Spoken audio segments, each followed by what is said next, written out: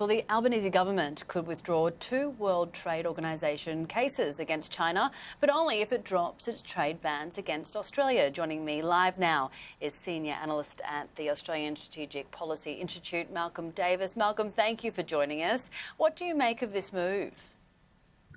Look, I think it's a sensible move to test the waters, shall we say, with the genuine sincerity of the Chinese government on trade relations. If the Chinese government wanted to, for example, have an easier path into the CPTPP, then it would make sense for them to drop the trade bans on Australia, and that would be a sign of sincerity that then we could respond in the WTO as suggested. So it really is testing the water, testing the sincerity of the Chinese government about wanting improved relations. Do you think this deal will actually go ahead?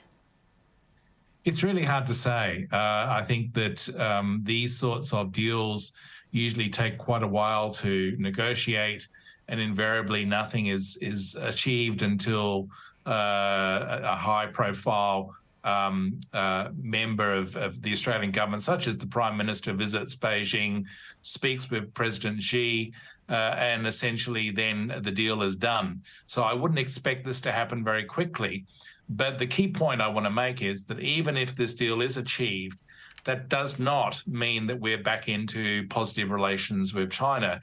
It improves the situation somewhat, but the key issues that drive instability in the region, notably China's ambitions towards Taiwan and more broadly across the Indo-Pacific region, including the Southwest Pacific, still remain as a source of concern.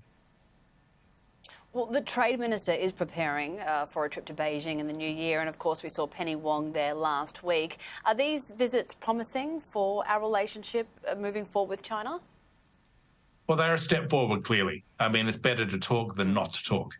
But we shouldn't get our hopes up. As I said, there are still major strategic issues of concern, of tension, that are only going to get worse. China's intention, I think, to try and impose its unification on Taiwan sometime in this decade is going to be the major issue that we're going to face in coming years that's going to determine the relationship.